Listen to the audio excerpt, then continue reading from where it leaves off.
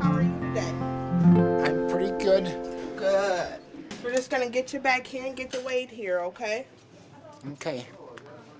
I think the role of primary care is to kind of try and grab all those pieces that are pertinent to the person you're seeing and make it relevant to them. Step on your side. You can have a little bit of an infection. It's kind of the culture here is to keep learning and keep advancing. We like working together. We all have the same goal of making things as easy for patients as possible to get through. Sometimes it seems like a daunting system. That's it? You're good for the entire year. Oh. Daryl started out with just a little bit of high blood pressure, then would be fainting or near fainting when he was teaching, and he ended up having a heart attack that caused a lot of issues. A couple of times he was quite ill, and he was, I think, in a chemically induced coma for a period of time. When I was there and I couldn't see and I couldn't move, I heard people talking. A nurse called me by my name. Daryl, I'm your nurse. I'm here to bathe you. I know you can't speak, but I'm going to try to understand what you want. I just felt wonderful. He eventually ended up having open heart surgery and did not recover well from that because he had a coughing fit and broke open the sutures in his chest. And so they had to take him back to the OR. They wheeled me down the hall, and a nurse said to me, "Hi, how you doing?" And I said, "I'm frightened, and I don't want to die at this process." She said, "We don't have patients dying." Her words were so from heaven, making me feel good about what was going to happen and making me feel good about myself. He had a point where he needed to decide whether he should, as he said, go to the light or come back, and he chose to come back because he really felt that people were caring for him.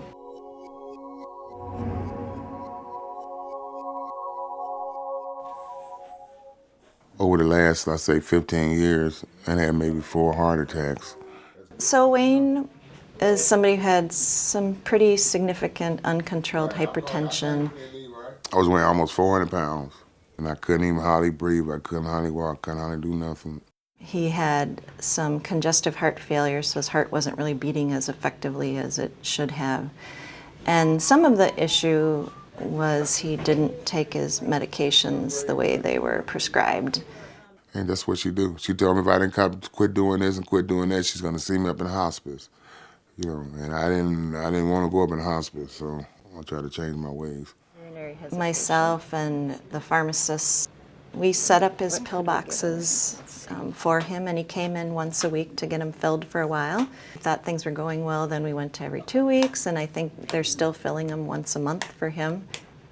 You get the sense that she really cares. You know, that's how I feel.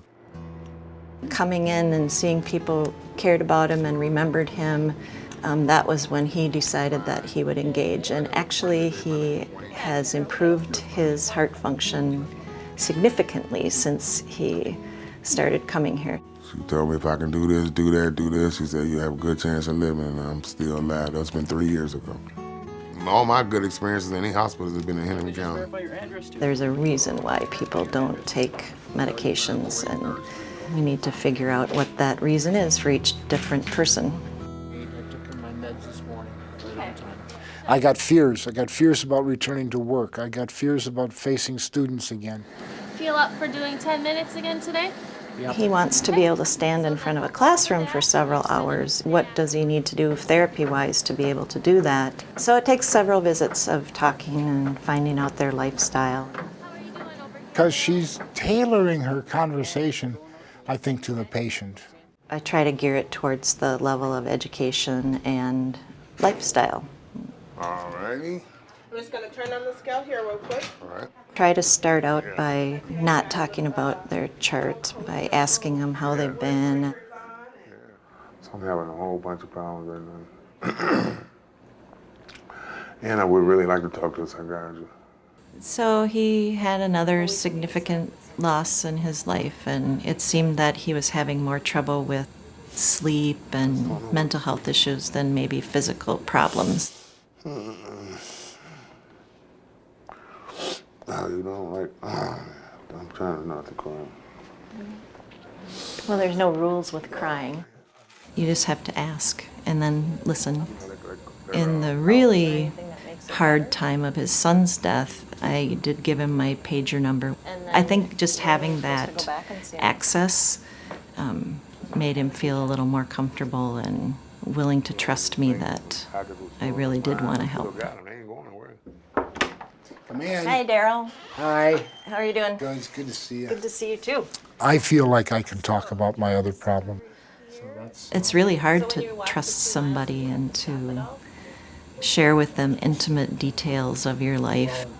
Here I'm not a whole person anymore because I'm a new mechanism inside, and I'm going to be very limited, and I got to understand those limits.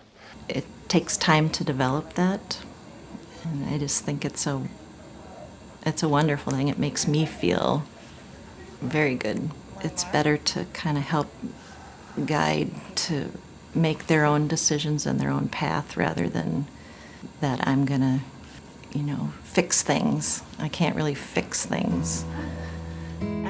She's built up with me a relationship of trust, and I trust her.